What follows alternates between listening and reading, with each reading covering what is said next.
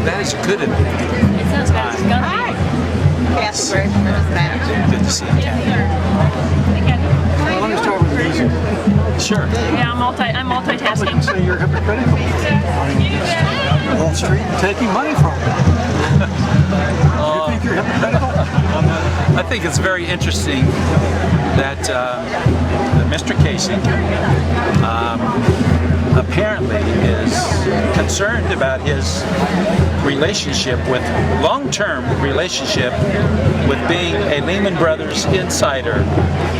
And I think it's kind of humorous that he's trying to equate me and my supposed connections to Wall Street with his. He spent nearly 8 years there. He was the director of Lehman Brothers. He received hundreds of millions of dollars. He pitched Ohio pension systems to this failed organization. I think what he is doing indicates that he is concerned that as the people find out about his relationship with Lehman Brothers and how this company was managed recklessly, unethically,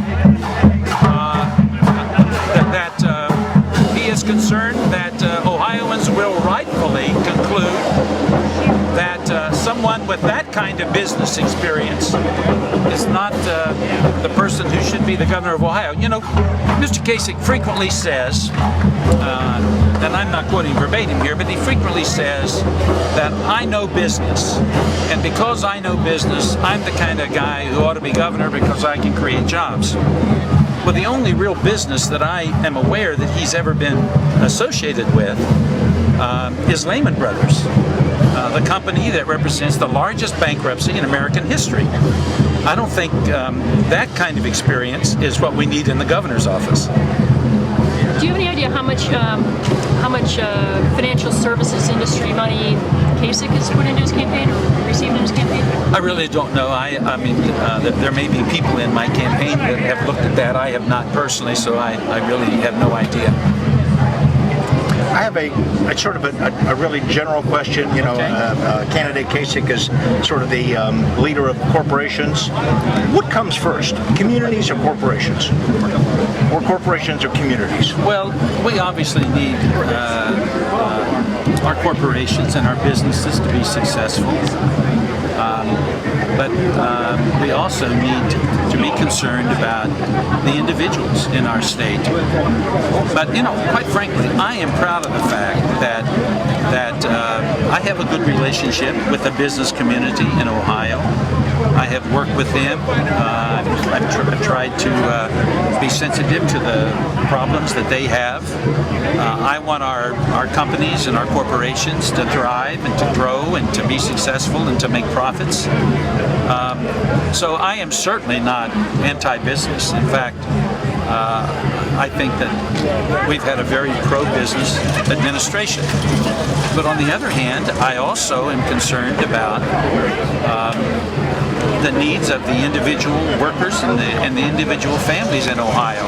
What I've tried to do is find an appropriate, common sense approach to governing that doesn't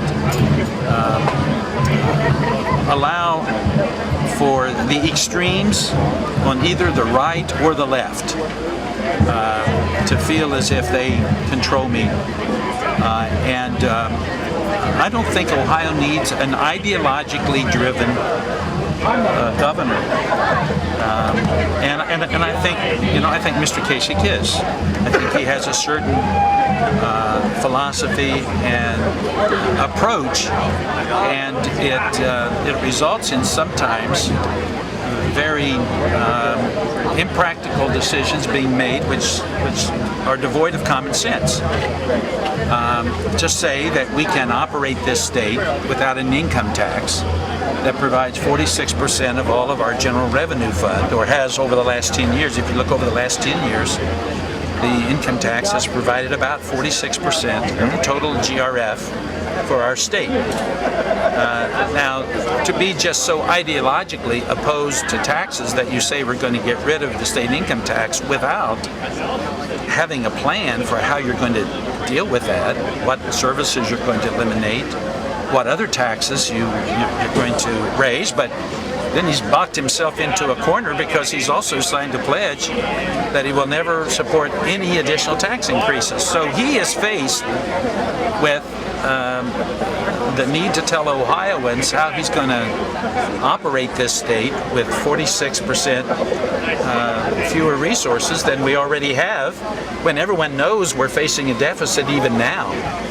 Does he have an obligation to tell people where he's going to cut? Going to cut schools, welfare? Well, I think he does, because I think his proposal is reckless and extreme, and certainly out of the mainstream of what we would consider reasonable governing. I frequently get asked by you and others, appropriately so, about the deficit we currently have. Well, the deficit we currently have would be minuscule compared to the deficits we would face if we did not have income from an income tax, and if that loss of revenue was not replaced by other resources, which he has ruled out. I mean, John Kasich's proposal is extreme to the extreme. I mean, it goes well beyond anything my prior opponent, Mr. Blackwell, had proposed. It's very extreme. John Kasich is a more extreme conservative Republican than Ken Blackwell. Oh, I think so. Yes. Certainly when it comes to economic issues, perhaps not, when dealing with social issues, but I think to propose eliminating our state's income tax, when that would deprive us of about 46% of all of the revenue, I think that's pretty extreme. Governor, both you and John Kasich are the sons of blue-collar workers and got into Ohio politics and have been in politics for a long time. Yet, if you look at the financial disclosure statements and the income tax returns that you've disclosed, you and Francis have a modest amount of investments and make a decent living by Ohio standards, and then John Kasich has multiple millions of dollars and made $1.4 million. And what does that say about the two of you? Well, I don't know. I'm the trajectory of your paths. I'm not against wealth, but I think the two of us have chosen different pathways. Even when we were in Congress, let's just take, for example, the minimum wage. John Kasich, as a member of Congress, voted against increasing the minimum wage. And as I've said, a minimum wage worker working for that minimum wage would take about 95 years of their lives, hard-working years at the minimum wage, to earn as much as he made last year or in 2008. And I think that says something about the two of us. I think the fact that he continues to refuse to make his income tax returns available to Ohioans says something about what he's trying to hide. And I don't know why he doesn't release his income tax returns. He ought not to be ashamed of them. And if he isn't ashamed of what those income tax returns would say to most Ohioans, I don't know why he doesn't release them. Okay, we have to get on the tour here, guys. Do you know of any debates that are actually set up between you and Mr. Kasich so far? I do not. Yet to be... I do not. I do know that David Lehman, representing my camp, and Joanne Davidson, representing Mr. Kasich's camp, have been talking. Right. I do not know that any final arrangement has been reached. At least one has not been brought to me yet. And of course, it won't be final until